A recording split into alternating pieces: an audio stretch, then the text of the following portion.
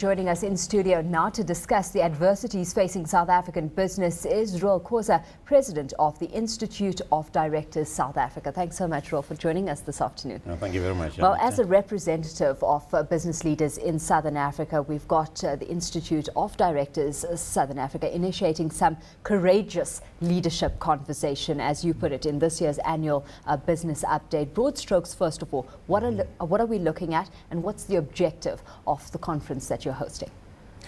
We're looking at a number of challenges facing South Africa. First and foremost, the issue of governance, but governance at a variety of levels, economic governance, political governance, as well as corporate governance. And it is important that good governance pervade all of those. But in recent times, we have noticed that in certain sectors, particularly the economic stroke political arena, there are certain things that are somewhat worrying.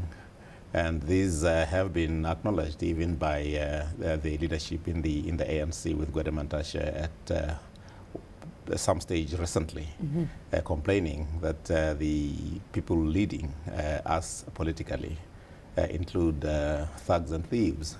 And we feel that we actually need to do something about addressing what you might call the country's moral quotient. See if we can actually re-infuse our leadership with a measure of compunction, the pricking of conscience that says that certain things cannot be done and be proceeded with impunity. Yeah, and we of course have all that's playing out in the US, all that's playing out in Eurozone territories right now highlight the importance of political leadership in running economies moving forward. Let's take a look at us within this globalization agenda, because we're very much integrally intertwined in the global scene right now. It's certainly that's getting us caught up in the volatility we're experiencing. What does that mean for business in your books? I think it poses a challenge. First, one that says in today's global neighborhood, you cannot afford to look at yourself in isolation. What happens in a small political economy like Greece, for argument's sake, which has a population of plus minus 10 million, is a very, very small economy. You could say that it is just a pimple in the global, body politic, but it actually has repercussions. So there is a sense in which the leadership that you have referred to, whether you're talking US leadership or you're talking the EU leadership, have got to face up to the challenges against a global background and understand that whatever it is they do, it has repercussions worldwide. And where South Africa is concerned, even though we have weathered the storm of the recent global meltdown a lot more commendably, and some of our industries, for instance, the banking sector, if you look at it in totality, it has performed very commendably. We are beaten only by Canada in the globe. But there is a sense in which leadership has got to rise to the reality that whatever happens in one part of the globe, there has repercussions for the rest of the globe. Absolutely. While we've been immersed, though, in this global economy, one gets a sense that we sitting in South Africa are falling behind the rest of Africa, in an economic growth sense. Why is that the case? I guess there are a number of things that we as South Africans have done in recent times that are inimical, if you like, to growth. One of the things that even as we travel, I've just returned from the International Monetary Fund and the World Bank conference in Washington. Some of the things that you get to hear that discourage foreign direct investment in South Africa relate to some of the noise, the din that actually overwhelms rationality and good performance in certain areas, issues attendant on nationalization, for argument's sake, which at a rational level, people know that in fact perhaps the main leadership of the ruling party says it is not policy. But unfortunately, it muddies the stream and does have to have a constraining effect on foreign direct investment and the kind of confidence that we have had people have had in South Africa over the years. But not only that, we're developing our human capital, in particular intellectual capital. We're actually lagging behind.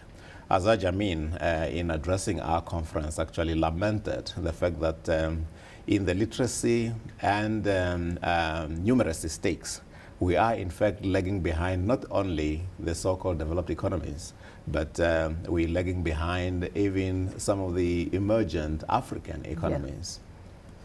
If you're looking at it, I mean, government naturally having a big role to play in that. You know, the relationship between government and business is really under the spotlight, and especially within a new growth path that's being laid out. What's your view on the progress government and business is making in engaging each other so that there's more of a coordinated effort venturing down this path you've been highlighting so far? The level of engagement between organized business, if you like, and government leaves a lot to be desired. In fact, 5 years, 6 years, 7 years ago, the level of interface was multiple, and was also a lot more intense. You know, government and big business per se actually addressed each other regularly.